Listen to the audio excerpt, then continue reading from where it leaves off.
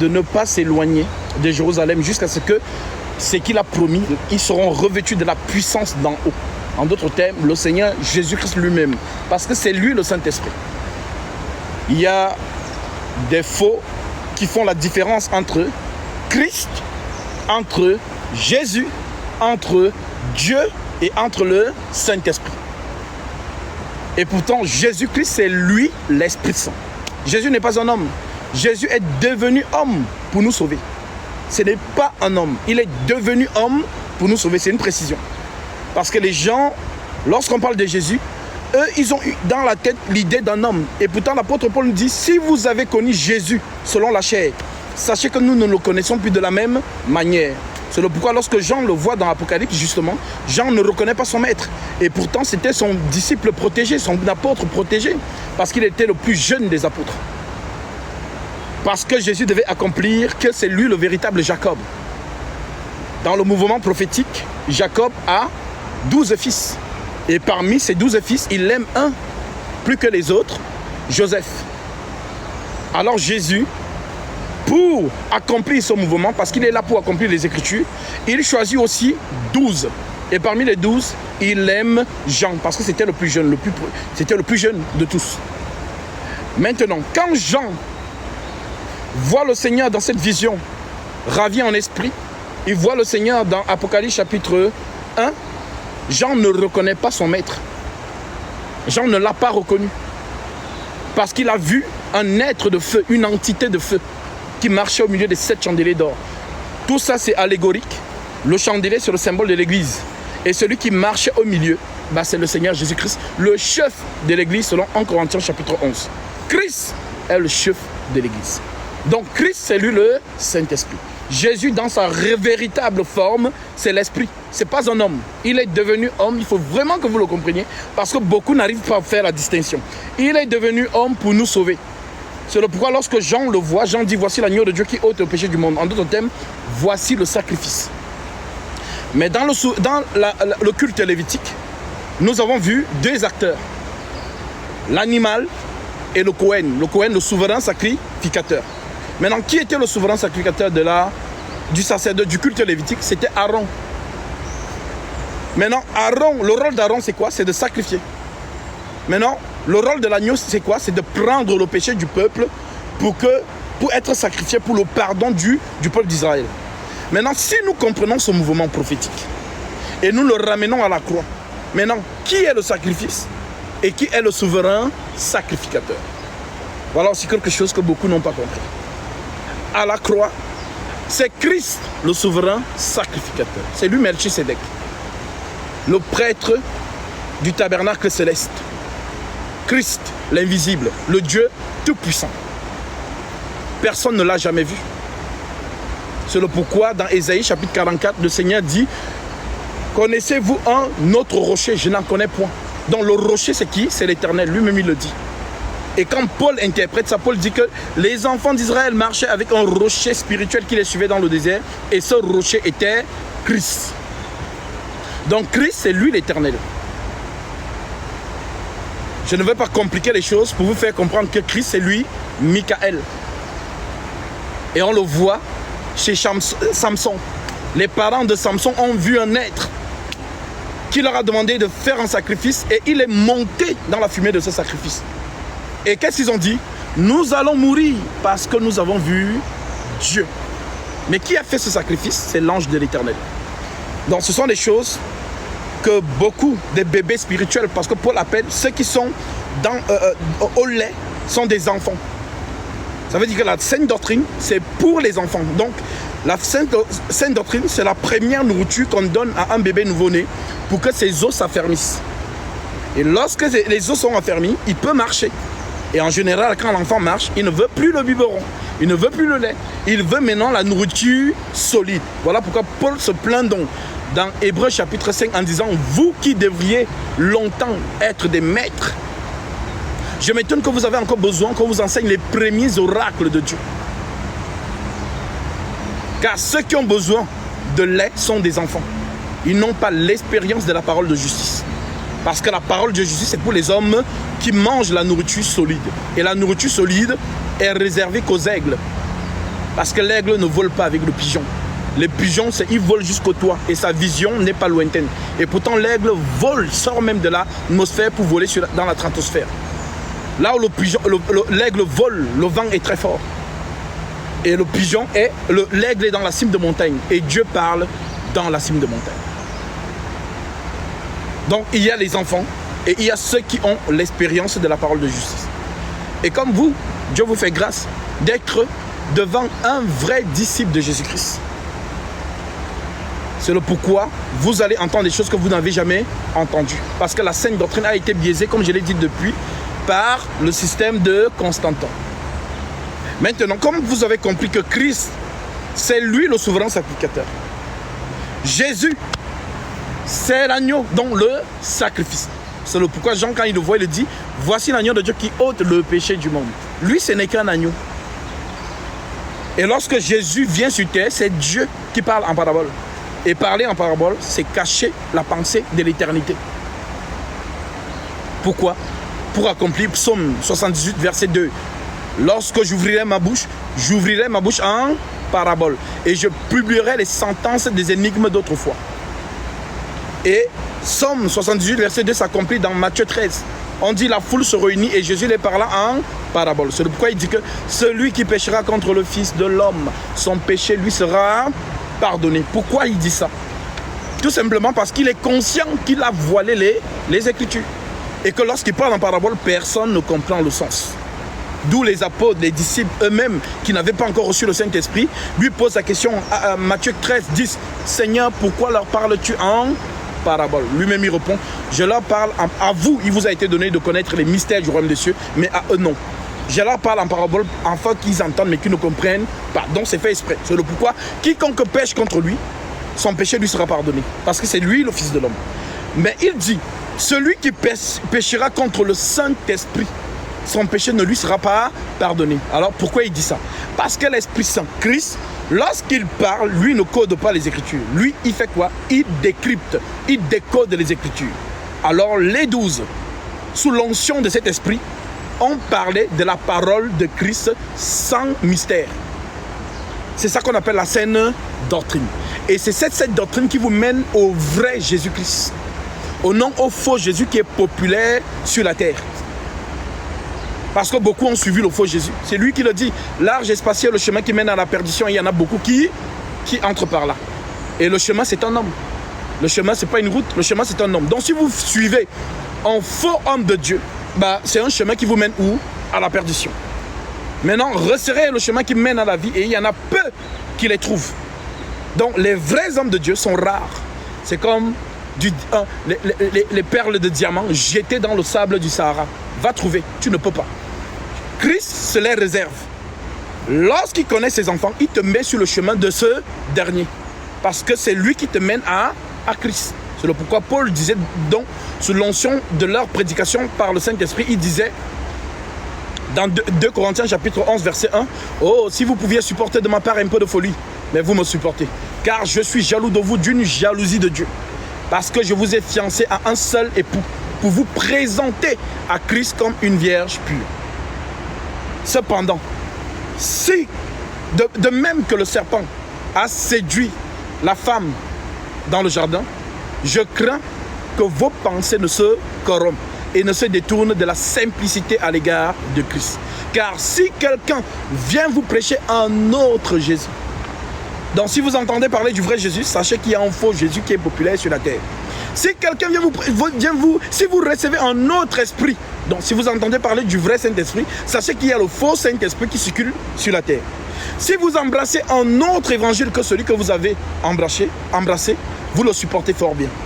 Donc Satan, c'est un imitateur. Et la colère de Satan, telle que nous le dit Apocalypse, malheur à vous, habitants de la terre, car le diable est descendu vers vous, animé d'une grande colère, sachant qu'il lui manque peu de temps. Et la colère de Satan se résume à quoi? C'est de se déguiser en ange de lumière. Quand on dit ange de lumière, ce n'est pas le soleil. L'ange de lumière, c'est l'ange de la vérité. C'est Jésus-Christ lui-même. C'est le pourquoi dans Apocalypse 14, 6, on voit cet ange qui vole par le milieu du ciel, qui annonce un évangile éternel, pour l'annoncer à toute tribu, à toute langue, à tout peuple et à toute nation, disant, craignez Dieu et donnez-lui gloire, car l'heure de son jugement est arrivée. et adorer celui qui a fait le ciel et la terre et les sources d'eau. Donc, c'est l'ange qui vole au milieu du ciel. C'est lui qui a porté la justice sur la terre, le jugement. Comprenez-le bien. Le jugement est sur terre depuis que le Saint-Esprit est descendu. C'est lui l'épée de la justice. Donc, quiconque ose contredire un apôtre dans un verset, ça le blasphème contre le Saint-Esprit. Donc, si vous voyez un homme qui vous dit « je suis homme de Dieu », mais qui contredit la sainte doctrine qui est intouchable parce que ce sont les paroles du Saint-Esprit, sachez que c'est un antéchrist. La Torah est l'anti-Torah. Le Christ est l'antichrist. L'antichrist agit comment? Il est toujours contre l'écriture. Si l'écriture dit l'homme est le chef de la femme, l'antichrist va dire non, la femme et l'homme sont égaux.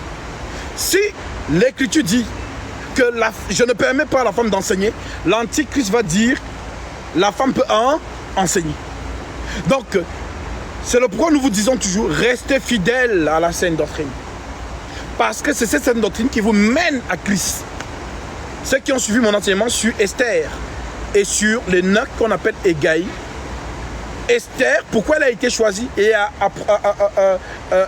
choisie comme femme, comme reine de Mède des Perses? Tout simplement parce qu'elle a suivi les instructions de Hégaï. Parce que c'est lui qui connaît son maître. Il sait que son maître, il sait si les goûts de son maître. Il connaît, parce que c'est lui qui prenait soin de Vashti. Vashti, avant d'être repudiée, c'est Hégaï qui prenait soin de Vashti. Donc il connaît les goûts de son maître. Donc si Esther venait, elle dit que non, moi j'aime bien mettre cette robe. Quand je mets ces robes, aucun homme ne résiste, tous les hommes tombent. Si elle faisait de sa propre volonté ce qu'elle voulait pour plaire au roi, elle n'allait jamais être validée. Mais comme elle a suivi Hégaï, toutes les instructions d'Hégaï, mets tel parfum, mets telle chose, parce que c'est ce que le maître aime. Voilà comment Esther est choisie par Assuérus. Tout ça, c'est un mouvement prophétique. Pour dire quoi? Nous devons rester fidèles aux enseignements des apôtres. C'est eux, Hégaï, qui sont en train de préparer l'épouse pour les noces. Ce que les apôtres ont dit, nous disons la même chose. Ce qu'ils n'ont pas dit, nous n'improvisons pas. Parce que beaucoup sont orgueilleux aujourd'hui. Moi, je pense que, à mon avis, le Saint-Esprit m'a dit, n'écoutez jamais ce genre de personnes. Restez fidèles à la sainte doctrine. Acte 2 jusqu'à l'épître de Jude. Voilà la sainte doctrine qui vous mène à qui? À Christ. C'est ce que Jésus dit. Quiconque entend ces paroles que je dis et les met en pratique sera semblable à un homme prudent qui a bâti sa maison sur le roc. Et le roc, c'est qui? L'Esprit Saint. Dans les paroles du Saint-Esprit, c'est ça qu'on appelle le roc. Donc, si une écriture dit une chose, reste fidèle. Ne mets pas tes émotions, ne mets pas ta pensée, tes sensations, tes avis personnels, non. Même si le verset ne te plaît pas, confesse le verset. Parce que le Seigneur est rigoureux. Il appelle tous ceux qui désobéissent à un verset l'iniquité. Matthieu chapitre 7, verset 21. Ce ne sont pas tous ceux qui me disent Seigneur, Seigneur, qui entreront tous dans le royaume des cieux. Mais celui-là seul qui fait la volonté de mon Père qui est dans les cieux. Et la volonté du Père qui est dans les cieux, c'est quoi? Jean 17, verset 5 à 6. Je leur ai donné ta parole et ils l'ont gardée. Donc la capacité de garder la parole du Christ, c'est ça, faire la volonté du Père. Donc quiconque garde la parole fidèlement telle que les apôtres l'ont prêché, d'où ce qu'il dit à Timothée, qui est un disciple. Toi donc, Timothée, fortifie-toi dans la grâce qui est en Jésus-Christ. Et ce que j'ai entendu, ce que tu as entendu de moi, en présence de beaucoup de témoins, confie-le à des hommes fidèles. Fidèles à quoi? Fidèles aux enseignements des apôtres. Qui soient capables de l'enseigner aussi à d'autres. Donc, cette fidélité doit perpétuer d'âge en âge. C'est le pourquoi l'église, ce n'est pas un bâtiment. Parce que si l'église était un bâtiment, on a cassé le bâtiment de Jérusalem. Mais comme l'église, ce n'est pas un bâtiment, l'église, ce sont les lettres. 2 Thessaloniciens chapitre 2, verset 15. Ainsi donc, frères, demeurez fermes et retenez les instructions, en d'autres termes, les enseignements que vous avez reçus, soit par notre parole, soit par notre lettre. On n'était pas autant des apôtres, donc on n'a pas eu le privilège de les écouter par leurs paroles, comme vous êtes en train de m'écouter. Mais leurs enseignements nous sont parvenus par des lettres. Lorsqu'on dit acte, c'est une lettre. Corinthiens, une lettre. Galates, une lettre. Romains, une lettre. Jude, une lettre.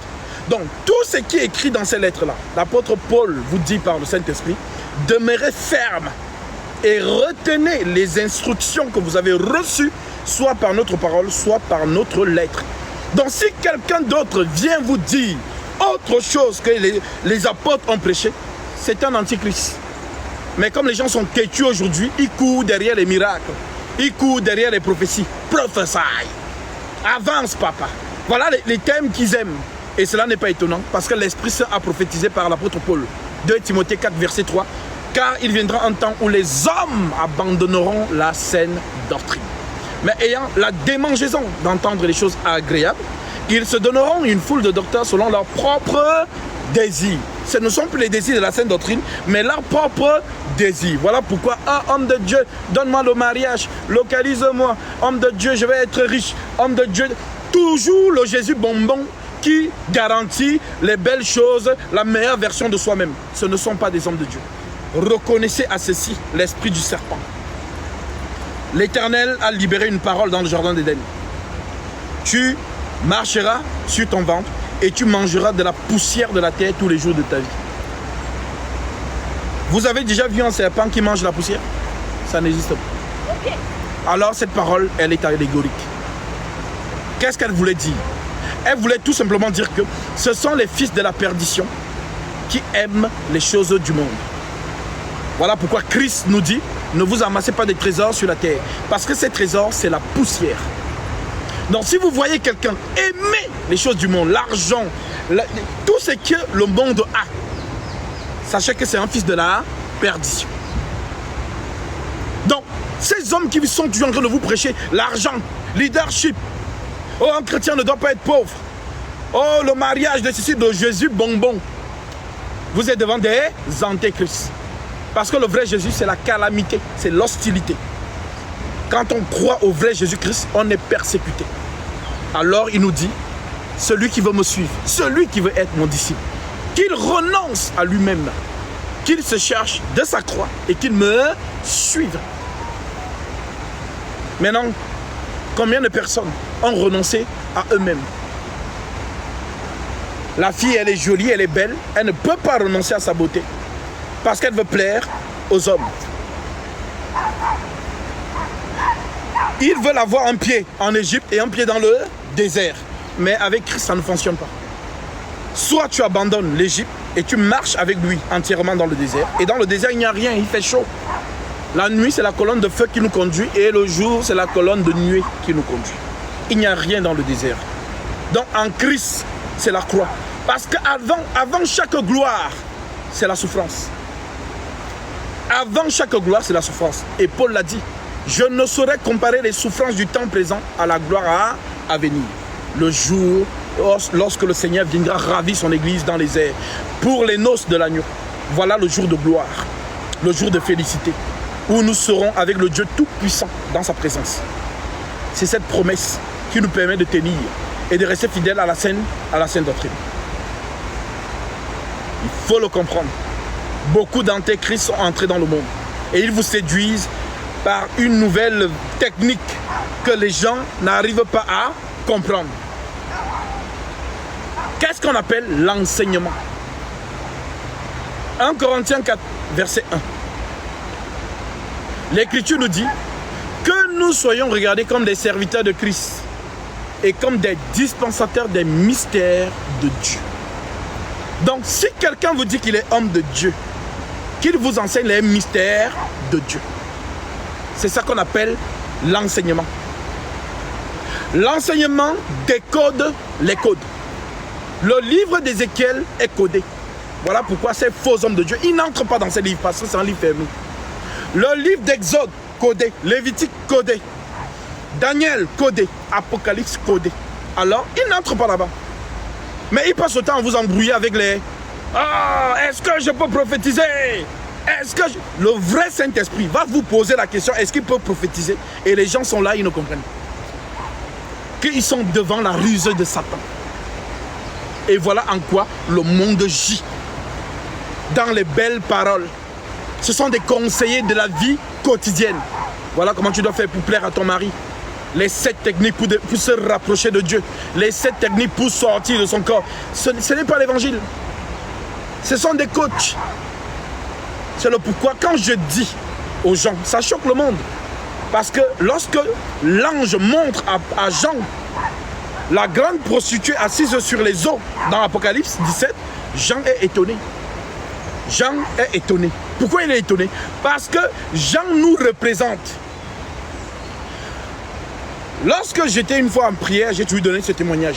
Je suis en prière et je vois une foule immense. Une foule, une marée humaine. Et je demande au Seigneur, Seigneur, donc tu veux me dire que tous ces gens-là ne seront pas sauvés? Et il me dit, oui, dans 8 siècles.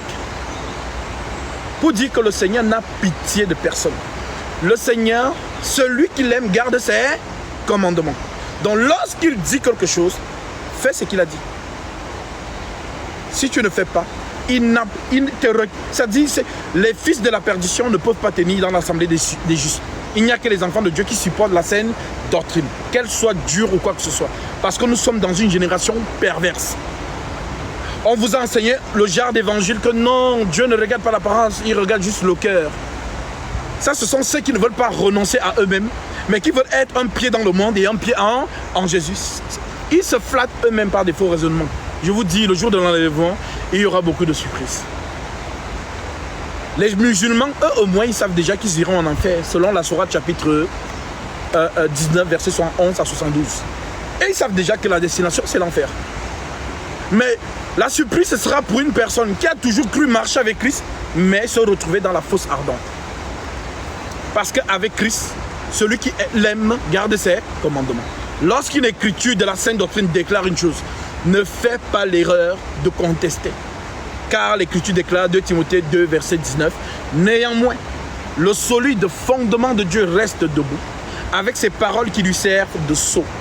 Le Seigneur connaît ceux qui lui appartiennent, et quiconque prononce le nom du Seigneur, qu'il s'éloigne de l'iniquité. Ce fameux mot, on le retrouve dans Matthieu 7, verset 23. Quand Jésus dit, ceux qui me disent Seigneur, Seigneur, n'entreront pas tous dans le royaume des cieux, mais celui-là, celle qui fait la volonté de mon Père qui est dans les cieux. Et vous savez, c'est quoi la volonté du Père? Ces gens-là vont venir. Seigneur, Seigneur, n'avons-nous pas chassé les démons par ton nom? Parce qu'aujourd'hui, qu'est-ce que les hommes appellent homme de Dieu? Dès qu'ils voient quelqu'un chasser les démons, ah, c'est un homme de Dieu. Seigneur, n'avons-nous pas prophétisé? Dès qu'ils voient quelqu'un prophétiser et que ce qui lui a dit est arrivé, ah, c'est un homme de Dieu. Seigneur, n'avons-nous pas fait beaucoup de miracles? Dès qu'ils voient le miracle, waouh, c'est un homme de Dieu. Mais qu'est-ce que Jésus répond?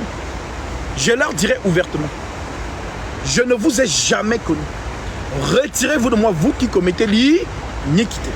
Maintenant, question, c'est quoi l'iniquité? L'iniquité, c'est la désobéissance à la parole du Christ. L'iniquité, c'est la rébellion à la parole de Christ. Voilà ce qu'on appelle l'iniquité, l'infidélité.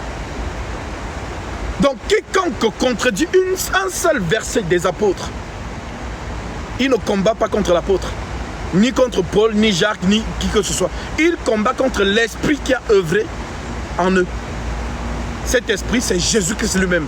Parce que Jean n'a pas vu une autre personne marcher au milieu des 7 chandeliers d'or. Jean a vu le Seigneur Jésus-Christ. C'est lui le Saint-Esprit qui dispense l'Église. Parce que nous sommes dans l'obscurité, les ténèbres spirituelles. Lorsque Jésus est mort à la croix, il y a eu les ténèbres qui ont envahi toute la terre. Ces ténèbres n'ont jamais disparu. Je vous le dis, au nom de Jésus-Christ. Ces ténèbres sévissent jusqu'à aujourd'hui. Mais nous avons la grâce. Parce que Jésus, c'est lui qui marche au milieu des 7 chandeliers d'or. C'est lui le feu qui éclaire l'Église. Donc chez nous, nous avons la lumière. C'est le mouvement prophétique qui vous montre qu'en Égypte, il y a eu d'épaisses ténèbres, mais il y avait la lumière dans un petit village qu'on appelait Goshen, là où campaient les enfants d'Israël. Donc Christ, c'est lui la lumière. Aaron, pour que la lumière ne s'éteigne pas du chandelier, était obligé de veiller toute la nuit. Mais Christ n'a pas besoin de veiller, parce qu'il est lui-même le feu. C'est lui qui éclaire. Donc nous sommes éclairés par Jésus-Christ. Jusqu'au jour où il se présente dans les airs pour nous ravir, pour le retour dans le royaume céleste. Alors qu'aucun homme, sur une apparence d'humilité, ne vous ravissent à votre gré. Parce qu'ils sont champions dedans. Ils ont leur baromètre, donc ils ont déjà mis les critères des hommes de Dieu. Voilà, est-ce que c'est un papa? Est-ce que vraiment il parle doucement? Est-ce que voilà? Parce que ce que le monde appelle amour, ce n'est pas ce que Dieu appelle amour. Il faut faire très attention. Ce que le monde appelle paix, ce n'est pas ce que Dieu appelle paix. Parce que l'amour de Dieu, c'est de garder ses commandements. Donc si tu as le vrai Saint-Esprit en toi, jamais on va piétiner l'écriture et tu es calme pour dire que non, je suis amour. Non, l'amour de Dieu, c'est de rappeler à cette personne qu'il est hors de l'écriture. Mais aujourd'hui, on vous dit non, tu n'es pas amour, tu n'aimes pas Dieu, tu n'aimes pas ceci, tu n'aimes pas cela. C'est l'amour selon le monde. Donc quand vous êtes face à une personne qui a contredit la sainte doctrine, de toute manière, si le vrai Saint-Esprit est en vous, il ne va pas laisser. Parce que le zèle de sa maison nous dévore. Jésus lui-même l'a manifesté dans le temple. Supposons que c'est là, on vous a toujours parlé de Jésus. Et que vient l'occasion que vous allez le voir pour la première fois, vous le trouvez en train de renverser les tables, en train de chasser les gens.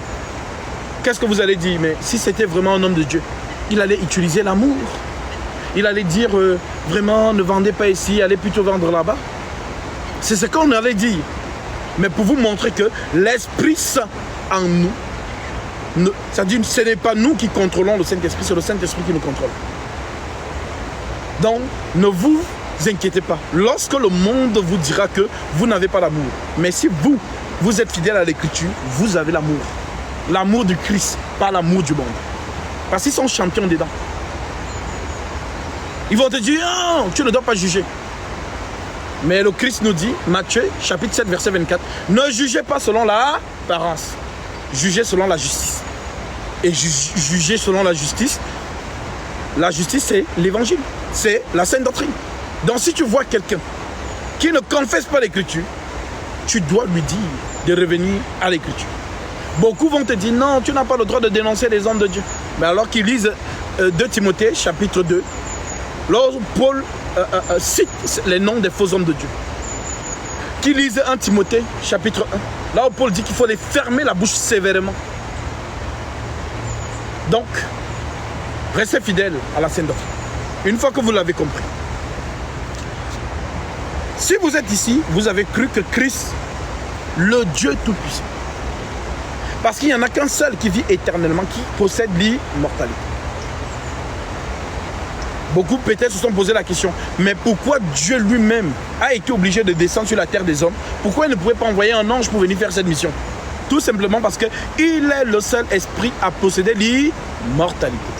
1 Timothée chapitre 6 verset 14. Je vais vous le lire.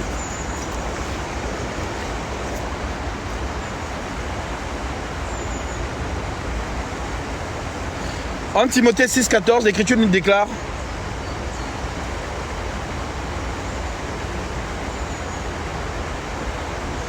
et de vivre sans tache, sans reproche, jusqu'à l'apparition de notre Seigneur Jésus-Christ, que manifestera en son temps le bienheureux et le seul souverain, le roi des rois et le Seigneur des seigneurs, qui seul possède l'immortalité. C'est une précision. Qui seul possède l'immortalité, qui habite une lumière inaccessible, que nul homme n'a vu ni ne peut voir, à qui appartient l'honneur et la puissance éternelle. Amen. Donc, quand vous avez compris que c'est le seul qui possède l'immortalité, alors c'est le seul capable de redonner à Adam l'immortalité qu'il a perdue dans le jardin d'Éden. Parce que l'Écriture lui fut dit, tu mourras. Parce que l'homme dans le jardin d'Éden vivait éternellement. La femme a fauté et par amour, l'homme mange la faute de sa femme. Le mouvement d'Adam, c'est le mouvement de Jésus. C'est nous qui avons péché. Et Christ par amour vient porter notre péché. C'est ce que Adam a fait avec sa femme. Elle l'a mangé. Adam qui connaît la sentence qui va suivre, alors se donne pour sa femme. Homme, aime ta femme comme Christ a aimé l'église et s'est donné lui-même pour elle. Donc Adam a consommé le péché de sa femme par amour. C'est ce que le Seigneur Jésus-Christ a fait à la croix. C'est le pourquoi on dit que le châtiment qui nous donne la paix est tombé sur lui. Il a porté nos iniquités, nos péchés. Maintenant, comme Comme c'est lui qui possédait l'immortalité, il est venu comme un simple homme. Il s'est dépouillé, le roi de l'univers visible et invisible, le Dieu tout-puissant, manifesté en chair, selon 1 Timothée 3,16. Le mystère de la piété est grand. Dieu a été manifesté en chair, justifié par l'Esprit, vu des anges, prêché aux gentils, cru dans le monde et élevé dans la gloire. Donc, les cartésiens, les agrégés d'université d'État, les hommes intellectuels, ne peuvent jamais concevoir qu'un Dieu tout-puissant, créateur de l'univers visible et invisible, puisse se faire malmener à la croix. L'homme normal ne peut pas croire à ça. Voilà pourquoi Paul dit la prédication de la croix est une folie pour ceux qui périssent, mais une démonstration de puissance pour nous qui avons cru. Nous avons cru pas parce que nous sommes plus intelligents qu'eux, c'est parce que Christ nous a fait grâce de comprendre ce mystère. Je te loue, Père, Seigneur du ciel et de la terre, de ce que tu as caché ces choses aux sages et aux intelligents, et de ce que tu les as révélées aux enfants. Nous sommes les enfants. Car nous sommes aussi des agrégés d'université, mais nous avons pris nos diplômes et on a mis de côté. Nous avons laissé l'Esprit nous enseigner. C'est le pourquoi vous avez cru en cela. Jésus est venu racheter son frère. Si vous n'avez jamais compris pourquoi on l'appelait le second Adam, alors je vais vous expliquer pourquoi on l'appelait le second Adam. Parce que le Proverbe dit, mieux vaut deux que un. Car si l'un tombe, l'autre relève son frère. Et dans le Proverbe Lévitique, chapitre 25, on nous parle du droit de rachat. La terre a été donnée à qui? À un homme qu'on appelle Adam. C'est lui qui possédait la terre, qui dominait sur la terre. Mais Adam a vendu sa terre et il est devenu pauvre. Et la loi du droit de rachat, c'est quoi? C'est que c'est un frère plus riche qui doit racheter la terre de son frère pour le lui restituer. Alors le premier Adam est tombé. Le second Adam vient. Lui, c'est un homme céleste. Il est riche. Il a les pleins pouvoirs. C'est Boaz. Maintenant, vous voyez ce mouvement prophétique. Boaz qui rachète Naomi. Boaz qui rachète Naomi parce qu'il a le droit de rachat. C'est le pourquoi dans le droit de rachat, le symbole c'est celui qui enlève le soulier n'a pas le droit de racheter. Celui qui garde le soulier a le droit du rachat. Voilà pourquoi on a dit à Moïse, ôte tes souliers. Ce n'est pas Moïse qui nous a sauvés. Ce n'est aucun prophète qui nous a sauvés. On a dit à Moïse, ôte tes souliers. Mais lorsque Élie vient, Jean-Baptiste, il déclare, je ne suis pas digne d'ôter la courroie de ses souliers. Alors il rend témoignage que Jésus-Christ c'est le Dieu tout-puissant qui a le droit de rachat sur nous. Parce que tous ont péché et sont privés de la gloire de Dieu. Mais il fallait un sang innocent. Et le seul sang qui pouvait nous sauver, c'est le sang de Dieu. Maintenant, vous me direz, Dieu est esprit. Comme Jésus le dit à la femme samaritaine, Dieu est esprit. Pour accomplir Malachie chapitre 3, verset 1. Voici, j'enverrai mon messager. Il préparera le chemin devant moi. Et soudain entrera dans son temple le Seigneur que vous cherchez et le messager de l'alliance que vous désirez. Melchisédek. C'est le pourquoi Jésus, le temple de Dieu. Parce que lorsqu'on dit Christ, excusez-moi, lorsqu'on dit Christ, c'est Jésus invisible. Lorsqu'on dit Jésus, c'est Christ visible. Donc Christ s'est façonné en corps. C'est ce corps qu'on appelle le temple. C'est le pourquoi il a dit Jésus, détruisez ce temple et en 3 jours je le relèverai de ses ruines. C'est Christ qui parlait. Détruisez ce temple et en 3 jours je le relèverai de ses ruines. Donc le temple qu'il parlait, ce n'était pas le temple que les Juifs ont bâti 46 ans.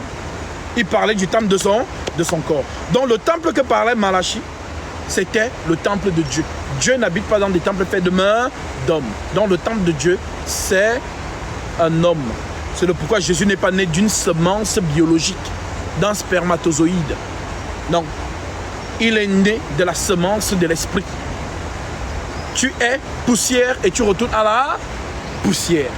Tu es esprit et tu retournes à l'esprit. C'est le pourquoi on dit que le second Adam est un homme céleste. C'est lui qui rachète donc Adam. Et qui dit Adam? Dit vous et moi. Parce que nous sommes les descendants d'Adam.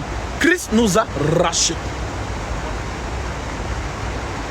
Voilà pourquoi vous avez été touchés par ce mouvement prophétique. Le Dieu Tout-Puissant qui se dépouille de sa gloire céleste et qui vient comme un simple homme vous racheter personnellement. Vous avez cru en cela. Et en vertu de ça, vous avez demandé l'eau du baptême. Maintenant, la nouvelle naissance. C'est quoi la nouvelle naissance? Il y a une confusion qui a sévi depuis 325 jusqu'en 2022. Et pour ceux qui me suivent, vous l'avez déjà peut-être suivi. Mais pour ceux qui me suivent pour la première fois, ce sera l'exclusivité pour vous. La nouvelle naissance, c'est quoi? Dieu nous l'a enseigné par la nature, mais beaucoup n'ont pas compris. Beaucoup de femmes qui manifestent ça tous les jours, mais elles n'ont pas compris. La nouvelle naissance se passe en trois étapes. Expliquons d'abord naturellement. Lorsqu'une femme atteint les 9 mois de sa grossesse, venu le jour où elle doit accoucher, il y a 3 phénomènes qui vont se dérouler. 3 processus. Premier processus, elle perd les os. L'enfant, voilà ce qu'on appelle l'enclenchement de la nouvelle naissance. Elle a perdu les os. Première étape. Deuxième étape, elle perd le sang. L'enfant sort du ventre. Troisième étape, le souffle de vie. L'oxygène de l'air vient valider la naissance de l'enfant. Et l'enfant se met à pleurer. Pourquoi? Parce qu'un corps étranger est entré dans ses poumons. Parce que pour vivre dans cette dimension que vous appelez terre, il faut avoir l'oxygène de l'air. S'il n'y a pas d'oxygène, il n'y a pas de vie.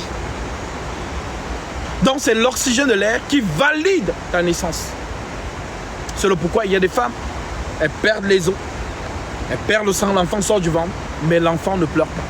Et il est déclaré mort-né. Pourquoi? Parce que l'oxygène de l'air n'a pas validé sa naissance.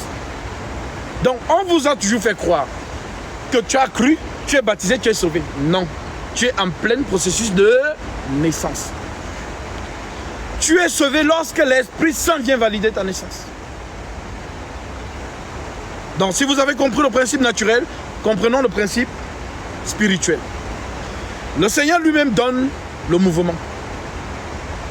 Le soldat romain n'a pas piqué lorsqu'il était vivant. Il attend qu'il soit mort. Parce que lorsqu'une femme accouche, elle meurt pour donner une vie. C'est le pourquoi vous voyez que lorsqu'elle accouche, il y a quelque chose qui change en elle. Ceux qui ont les yeux vont voir qu'elle a perdu une lueur. C'est une vie. Parce qu'elle a donné la vie. Plus elle donne la vie, plus elle perd de sa lueur. C'est la mort. Alors le Seigneur, il meurt en donnant la vie. Le soldat vient piquer le côté. Pourquoi pas la cuisse? Pourquoi pas la tête? Pourquoi pas l'épaule? Mais le côté. Et qu'est-ce qui est sorti? L'eau et le sang. Qui est le symbole de la naissance. Il n'y a que 2 choses qui se sont manifestées, l'eau et le sang. Donc, l'église n'était pas encore née. C'était un processus de naissance. Maintenant, l'Esprit Saint vient dans Acte 2 pour venir valider la naissance. Et c'est ce jour-là que l'église est née sur la terre des hommes. Donc, vous aussi, vous avez cru. Première étape. Vous avez demandé l'eau du baptême. Nous y sommes. Deuxième étape. Et il se pourra que lorsque je vais vous baptiser, si Christ le veut, il vous donnera le Saint-Esprit instantanément. Ou alors, après. Parce qu'un disciple n'a pas le droit d'imposer les mains pour invoquer le Saint-Esprit sur une personne. Gasby a une écriture, oui, Philippe était disciple. Il arrive en Samarie. Il prêche la parole. Les gens ont cru. Il les a baptisés. Mais on précise que le Saint-Esprit n'est descendu sur aucun d'eux. Alors Philippe, qui est un disciple, envoie l'information à Jérusalem. On envoie Jean et Pierre. Ceux-ci arrivent. et ils imposaient les mains sur ces personnes et le Saint-Esprit est descendu sur eux. Pourquoi? Parce que ce sont les apôtres qui ont les clés. C'est eux que le Christ a donné le mandat. Nous les disciples, nous travaillons sous le ministère des apôtres. Donc, le fait qu'ils avaient cette capacité d'imposer, d'invoquer l'Esprit Saint sur ces personnes, c'est Christ qui leur donnait cette capacité. Voilà pourquoi Philippe n'a pas imposé les mains sur ces personnes. Le seul disciple à l'avoir fait, parce que le Christ lui a apparu et lui a dit, va vers tel endroit, tu vas imposer les mains à une personne qu'on appelle Saoul de Tarse. C'est Ananias. Donc si Christ ne me dit pas, de manière pas de rêve, le manière tangible, que impose les mains à cette personne, je ne le ferai pas. Et voilà la confusion qui sévit aujourd'hui. Des gens qui viennent vous verser l'huile sur la tête, ils vous imposent, c'est la sorcellerie. Ils ne maîtrisent pas ce qu'ils font, ils sont dans la confusion. Alors les apôtres ne sont plus. Alors l'Esprit Saint continue le travail. Nous vous baptisons d'eau, nous vous enseignons, vous croyez, nous vous baptisons d'eau. Et l'Esprit lui-même, le Seigneur Jésus-Christ connaît ses enfants. C'est lui qui vous valide par son Esprit. C'est le pourquoi Paul dit dans Romains chapitre 8, Romains 8 verset 9, pour vous, vous ne vivez plus selon la chair, mais selon l'Esprit. Si du moins l'Esprit de Dieu habite en vous. Si quelqu'un n'a pas l'Esprit de Christ, il ne lui appartient pas. C'est ça donc qui fait en sorte que lorsque cet Esprit vient en toi, cet Esprit va se glorifier. C'est ce que Jésus dit à la femme samaritaine. Les vrais adorateurs adoreront le Père en esprit et en vérité. Posez les mains par la suite. La personne recevait le Saint-Esprit. Et qu'est-ce qui se passait? Il se mettait à parler en esprit, à dire des mystères en esprit. C'est la glorification. C'est le Saint-Esprit lui-même qui se glorifie. C'est lui qui s'adore lui-même. C'est ça qu'on appelle communément parler en langue. Ce n'est pas le ribobobo, ribaba que les faux hommes de Dieu là. Voilà, vous allez voir des gens, on vous appelle dans une salle. Oh, venez, oui, formation de parler en langue. Répétez après moi. Ri, bo, bo. Allez, parlez tous. Ri, bo, bo. Allez, parlez tous. C'est la confusion totale. Ils ne savent pas ce qu'ils font. Et j'ai pitié de ces personnes. C'est pourquoi nous prêchons pour que les vrais enfants de Dieu entendent la voix du Seigneur et qu'ils se réveillent de la confusion et qu'ils viennent, ils retournent à la sainte doctrine authentique. C'est l'Esprit Saint lui-même qui déclenche la glorification. Selon, vous avez vu dans Actes chapitre 19, verset 1 au verset 12 et Actes chapitre 10 du verset 44. Lorsqu'on reçoit l'Esprit Saint, on se met à parler en esprit. Ce n'est pas toi, c'est l'Esprit Saint, l'Esprit du Père qui entre en toi pour adorer en esprit et en vérité. Parce que lorsque Dieu lui-même adore, c'est une adoration parfaite. C'est ça qu'on appelle le parler en langue. Maintenant, le parler en langue de Acte 2 n'est pas le parler en langue de 1 Corinthiens chapitre 14. Dans Acte 2, c'était pour accomplir une prophétie. La prophétie de Ésaïe 2 qui disait que le Seigneur, je vais vous lire ça à la locale. Après, nous allons passer Ésaïe chapitre 2. Parce qu'il faut que vous compreniez ce phénomène. Ésaïe 2, prophétie d'Ésaïe. Ésaïe 2, verset 1. Prophétie d'Ésaïe, fils d'Amos, sur Juda et Jérusalem. Il arrivera dans la suite des temps que la montagne de l'Éternel sera fondée sur les sommets des montagnes. Qu'elle se lèvera par-dessus les collines et que toutes les nations y afflueront. Des peuples s'y rendront en foule. Venez et montons à la montagne de l'Éternel, à la maison du Dieu de Jacob, afin qu'il nous enseigne ses voies et que nous marchions dans ses sentiers. Donc, comme on dit que toutes les nations seront là ce jour-là, ben voyons l'accomplissement. Donc, c'est à cause de ces nations étrangères que l'Esprit Saint donne donc la capacité aux apôtres de parler en langue des hommes. Parce qu'on dit que ce jour-là, il y avait quoi? On va lire l'accomplissement. Donc, Ésaïe 2 égale Actes chapitre 2. Qui nous dit ceci? Le jour de la Pentecôte, ils étaient tous ensemble dans le même lieu. Tout à coup, il vent du ciel en bruit comme celui d'un vent impétueux. Et il remplit toute la maison où ils étaient assis.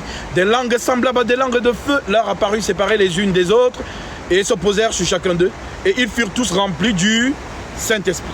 Et se mirent à parler en d'autres langues selon que l'Esprit leur donnait de s'exprimer. Or, il y avait en ce jour-là, à Jérusalem, des Juifs, virgule, hommes pieux, virgule, de toutes les nations qui sont sous le ciel. Vous voyez que c'est exactement Ésaïe 2 qui s'accomplit. Alors l'Esprit Saint permet donc aux apôtres de parler dans les langues des hommes. Là, ce n'était pas l'adoration. C'était l'accomplissement d'Ésaïe 2. Voilà la confusion que les gens n'ont jamais compris. C'est le pourquoi Dieu permet à ces gens-là d'entendre l'évangile dans leur langue. On dit que qui était là ce jour-là? On va citer les noms. Perte. Dans l'Écriture dit, ils étaient tous dans l'étonnement et la surprise, et ils se disaient les uns aux autres, voici ces gens, ne sont-ils pas tous galiléens? Comment les entendons-nous? Dans notre propre langue à chacun, dans notre langue maternelle. Perte, Mède, Élamite, ceux qui habitent la Mésopotamie, dont l'Irak et l'Iran, la Judée, la Cappadoce, le Pont, l'Asie, la Phrygie, la Pamphylie, l'Égypte, dont l'Afrique, le territoire de Libye, voisine de Cyrène. Cyrène, c'est en Afrique. Vous savez que celui que les soldats romains ont choisi pour venir aider le Seigneur Jésus-Christ à porter la croix, c'était qui? Simon de Cyrène, en Afrique. Rome, les Européens, dans l'Occident, et ceux qui sont venus de Rome, juifs et prosélytes, crétois, les Grecs, et Arabes. Oui, les Arabes étaient là. Ils ont entendu l'œuvre de l'Esprit Saint. Ils ont cru. Verset 37, on lit. Après avoir entendu ce discours, ils eurent le cœur vivement touché. Et ils dirent à Pierre et aux autres apôtres, hommes frères, que ferons-nous? Pierre leur dit, repentez-vous et que chacun de vous soit baptisé au nom de Jésus-Christ. Le Saint-Esprit révèle le nom du Père. Jésus-Christ. Le Saint-Esprit ne répète pas Père, Fils, Saint-Esprit, parce que c'est un code. Donc quiconque baptise au nom de Père, Fils, Saint-Esprit, ils sont dans la confusion. C'est un code. Parce que Jésus a dit, l'Esprit Saint vous conduira dans toute la vérité. Alors lorsque le Saint-Esprit descend, il donne la révélation à Pierre. Que vous soyez baptisés au nom de Jésus-Christ. Voilà pourquoi tous les apôtres ont baptisé au nom de Jésus-Christ. Aucun n'a baptisé avec la formule Père, Fils, Saint-Esprit. Mais comme les gens sont têtus, ils veulent improviser eux-mêmes. Ceux qui se font baptiser de cette manière, vous ne verrez pas le Seigneur. Le seul vrai baptême se fait au nom de Jésus-Christ. Pourquoi? Pour le pardon de vos péchés. Dans le baptême, c'est le pardon c'est pour le pardon des péchés. C'est le baptême qui vient couper le lien adamique. Parce que tant que tu n'es pas entré dans les eaux du baptême, le lien n'est pas coupé. Tu es toujours vu comme un pécheur. Donc lorsque tu entres dans l'eau du baptême, c'est Christ qui coupe ce lien. Adam, c'est l'ancêtre le plus éloigné. Donc vos grands-pères, grand-mères, ça vient ensuite. Donc tout ce que les grands-pères ont pu faire avec les esprits, les pactes, les cécis, les sacrifices, machin, tout ça va être coupé où? Dans l'eau du baptême. C'est le pourquoi on baptise au nom de Jésus-Christ. Parce que c'est le nom qui chasse les esprits impurs. Le baptême n'est pas un jeu. C'est l'endroit où l'âme de la personne va être discutée. Car le Seigneur vous a montré cette image, mais beaucoup n'ont pas compris. Moïse arrive en Égypte, il prêche la parole, les enfants d'Israël croient, il traverse la mer. Et Paul dit que c'était une figure du baptême. Maintenant, quand il traversait, qu'est-ce qui s'est passé? On a vu Pharaon et son armée courir derrière les enfants d'Israël pour les empêcher d'être sauvés, donc de sortir de l'Égypte. Voilà ce qui se passe dans l'eau du baptême. C'est le pourquoi avant de venir, vous avez ressenti des lourdeurs, la fatigue. Oh, vraiment, tu étais, voilà, tu n'étais pas motivé parce que ce sont ces lourdeurs-là. Parce que Satan ne veut pas que tu ailles pour qu'on coupe le lien, pour te retenir dans le péché. Donc lorsqu'on voit Pharaon et son armée courir dans l'eau pour venir empêcher aux enfants d'Israël d'être sauvés, qui apparaît? C'est Michael. On dit que la nuée a apparu et l'ange de l'Éternel. La nuée était divisée en deux. Elle était lumineuse du côté des enfants d'Israël et de Moïse pour les éclairer. Et elle était ténébreuse du côté de Pharaon et son armée. L'Éternel a combattu pour les enfants d'Israël. Parce qu'il gagne toujours. C'est le pourquoi à chaque fois qu'il y a combat, vous voyez qui? Michael. Parce que les gens sont habitués à l'agneau. Ils ont cru que l'agneau, c'est un agneau toute sa vie. Jésus-Christ est un guerrier. Notre Dieu est un feu dévorant. C'est lui, Michael. Lorsqu'il endosse l'armure de combat. C'est le pourquoi on vous dit dans l'Apocalypse que Michael et ses anges combattirent contre le dragon. Et le dragon et ses anges combattirent, mais ils ne furent pas les plus forts. Et la place ne fut plus trouvée dans le ciel. Qui a terrassé le diable dans le ciel? C'est Michael. Ça, les gens ne sont pas habitués. Mais ceux qui auront des questions, que ce soit ceux qui nous suivent sur TikTok, vous poserez vos questions et on va vous enseigner ces choses dans la profondeur. C'est le pourquoi Michael apparaît donc. Il engloutit Pharaon et son armée dans l'eau pendant que les enfants d'Israël sortent à sec. Ça veut dire quoi? Le péché est resté dans l'eau. Voilà pourquoi on baptise dans une source d'eau naturelle et sauvage. Parce que c'est là où les impuretés restent. Et l'eau naturelle, elle, coule pour aller se jeter dans l'oubli. Mais les faux hommes de Dieu vous baptisent dans les baignoires, les baptistères, les piscines. Vous vous mélangez là-dedans. Parce qu'ils n'ont pas de mystère, ils n'ont pas compris. Ils pensent que le baptême n'est qu'une formule. Non, le baptême c'est un endroit très mystique et très dangereux. Si le Christ n'est pas avec toi, Satan peut te frapper dans l'eau.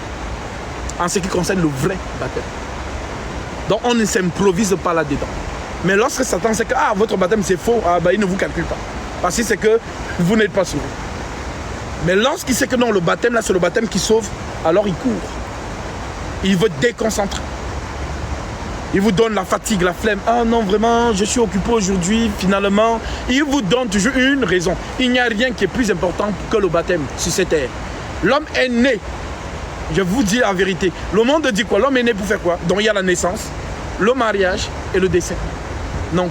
L'homme est né et son rendez-vous c'est dans l'eau du baptême. C'est le pourquoi Jésus dit, celui qui croira et qui sera baptisé sera sauvé. Celui qui ne croira pas sera condamné. Donc l'eau du baptême, c'est la chose la plus... comment dirais-je, la plus importante. Vraiment, que ce jour soit vraiment un jour glorieux pour vous parce que vous avez choisi de le faire en ce jour. C'est ça, l'amour du Christ pour vous. Parce que vous allez vous faire baptiser conformément à la sainte doctrine et non pas selon les fausses doctrines. Parce que le baptême ne peut pas être vrai et la doctrine fausse. C'est soit c'est vrai, soit c'est faux. Oui, vous voulez écouter l'évangile?